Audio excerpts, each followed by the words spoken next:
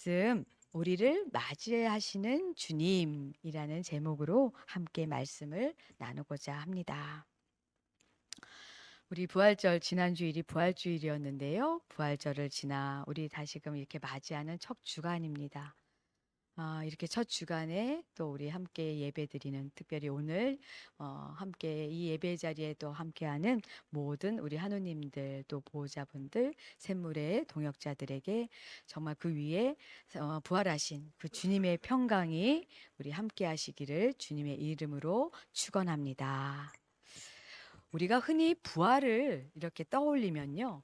죽음을 어떤 무덤을 이제 무덤 문을 그 돌문을 불러버리시고 죽음을 이기신 어떤 승리의 예수님, 기쁨과 환호에 찬 그런 예수님의 모습을 떠올리게 됩니다.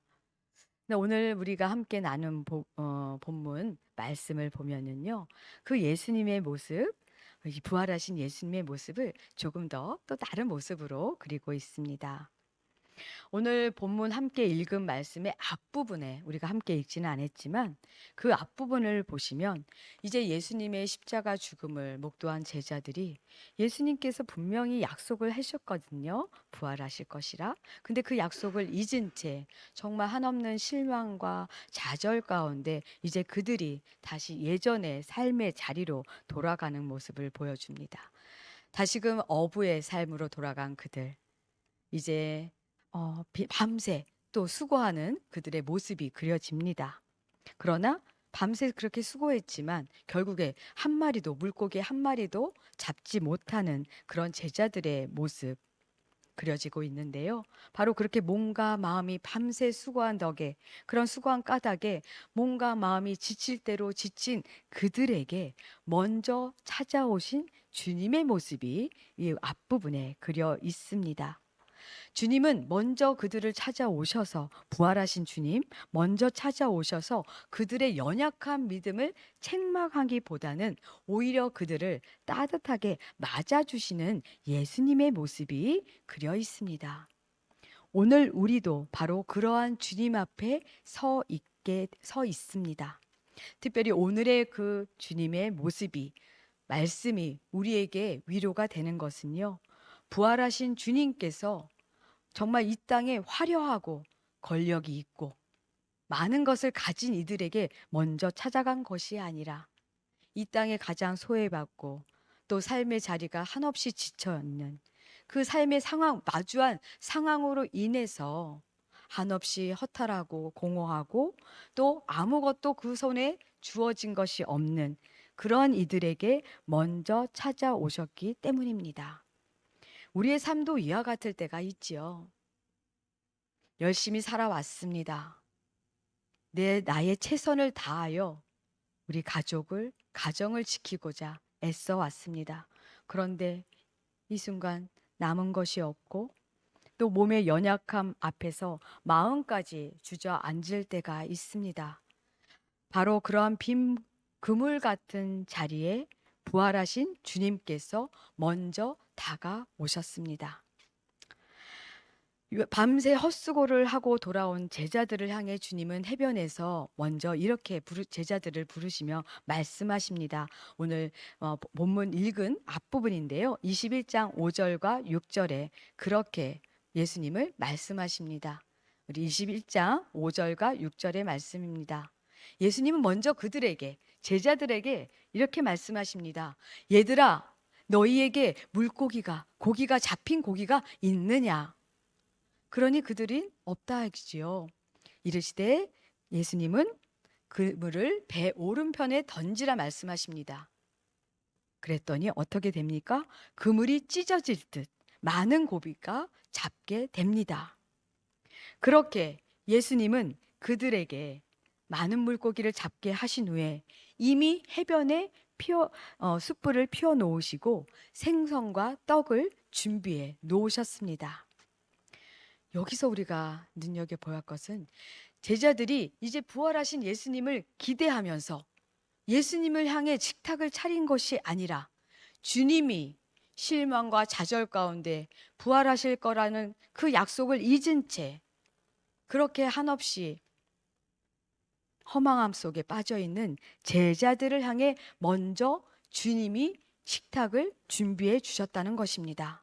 예수님은 제자들을 찾아오셔서 왜 나를 버리고 도망하였느냐? 왜 그렇게 너희들의 믿음이 연약하였느냐? 그렇게 책망하시지 않으셨습니다. 대신 이렇게 말씀하셨지요. 21장 12절입니다. 뭐라고 말씀하셨어요? 와서 내 곁으로 와서 조반을 먹으라. 내가 차려준 식탁으로 가까이 와서 내가 차려놓은 이 음식을 먹으라. 이렇게 말씀하고 계십니다. 식탁에 차려진 음식, 그저 단순한 생선과 그런 떡이 아니었습니다. 그 식탁은요, 예수님께서 먼저 우리에게 주시는 영접의 자리, 용납하시고 또 우리와의 관계를 먼저 회복시켜 주시는 그러한 자리였습니다.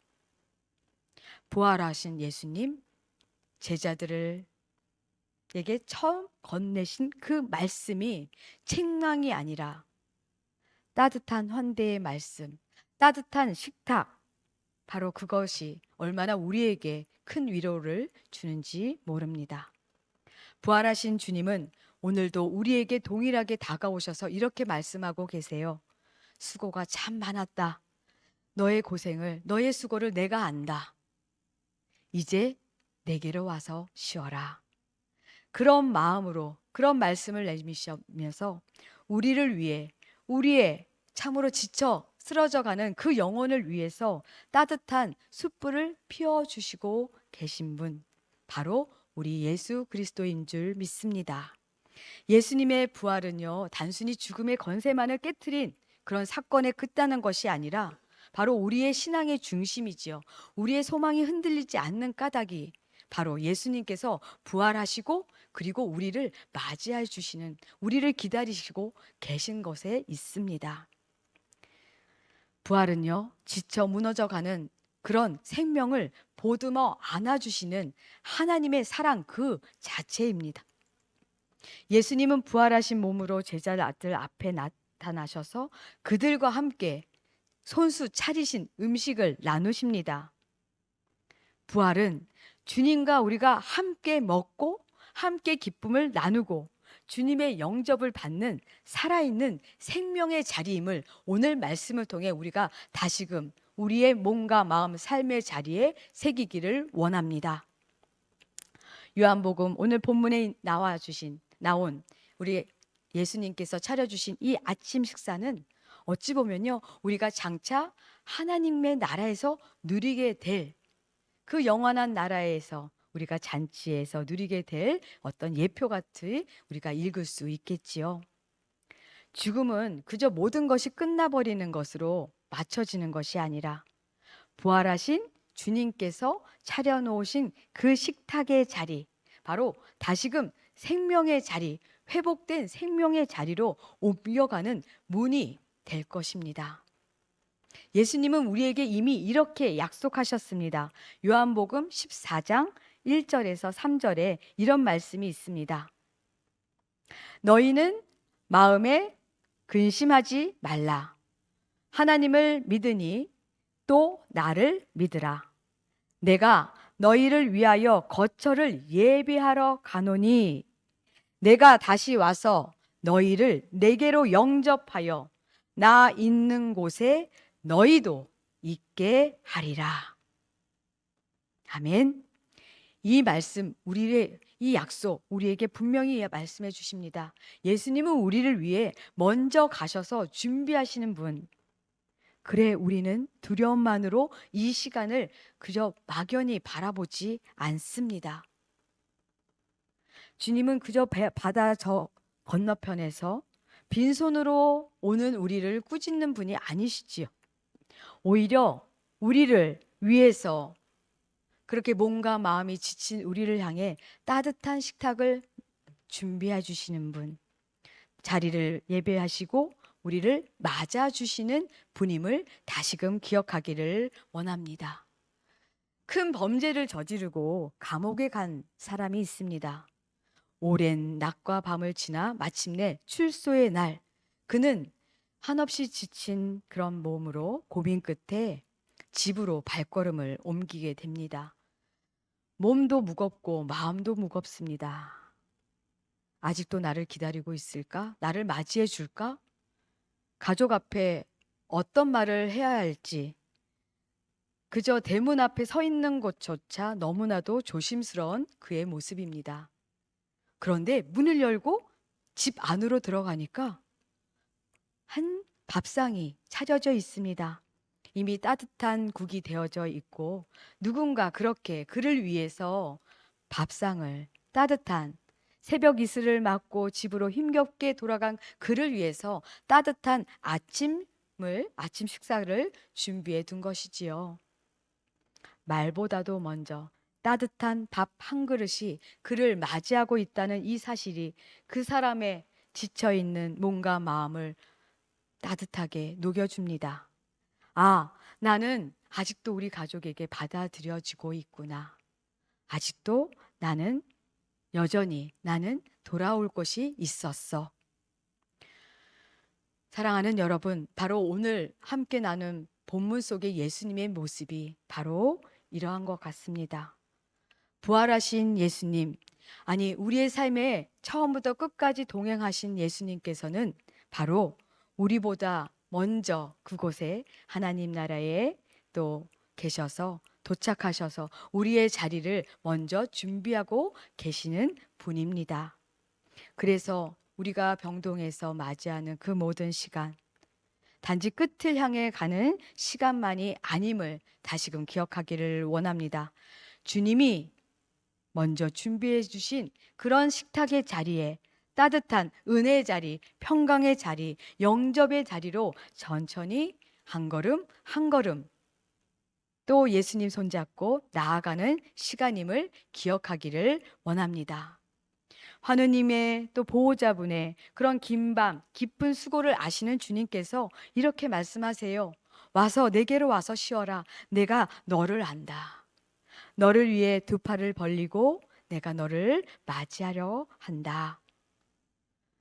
골짜기 한가운데서도 우리와 함께 걸으시는 주님께서 끝까지 우리의 끝까지 책임지시겠다고 말씀하십니다. 또 샘물의 동역자 또 우리 자원봉사자분들의 모든 손길과 섬김의 그런 자리에서도 주님은 말씀하시지요. 따뜻한 조반을 먹고 함께 위로를 더불어 나누라. 이렇게 말씀하십니다. 그렇게 우리의 손길은 우리의 섬김과 돌봄의 손길은 환우님과 가족분들에게 주님의 따뜻한 영접을 조금씩 미리 맛보게 하시는 줄 믿습니다. 다시금 기억하기를 원합니다. 주님은 우리보다 먼저 우리를 찾아오시는 분, 우리를 맞이하시는 분임을 우리가 고백하기를 원합니다. 비록 우리의 겉사람 낡아질 수 있어도 우리의 영혼은 부활의 승리의 빛 가운데 다시금 주님의 손을 붙잡고 우리가 세움받을 수 있음을 고백하기를 원합니다. 죽음 너머에서 그렇게 죽음이 끝이 아니라고 주님은 말씀하고 계세요. 따뜻한 식탁과 또 그렇게 따뜻한 환대를 통해서 하나님 나라가 어떠한 곳인지 얼마나 따뜻한 곳인지를 알려주고 계심을 다시금 기억하기를 원합니다. 바라기는 부활하신 주님과 우리가 부활하신 주님을 통해 얻은 우리가 산 소망 안에서 오늘 하루도 가장 평안한 안식을 누리시는 저와 여러분의 복된 하루가 되기를 주님의 이름으로 축원합니다. 아멘. 우리 함께 앞서 불렀던 찬양인데요. 199장 함께 찬양 드리기를 원합니다. 내가 약해져도 이렇게 소망이